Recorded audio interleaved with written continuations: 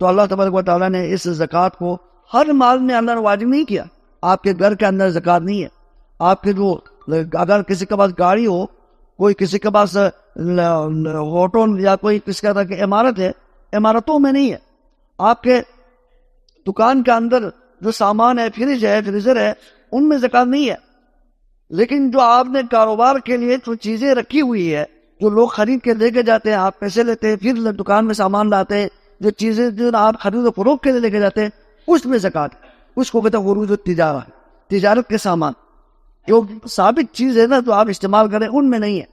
اسی طرح آپ کی گاڑی ہے اور آپ کا پلاٹ ہے, وہ پلاٹ جو آپ اپنے لیے گھر بنانے کے لیے, اپنے بچوں کے لیے آپ نے خریدا ہے, اس پہ زکوٰۃ نہیں ہے.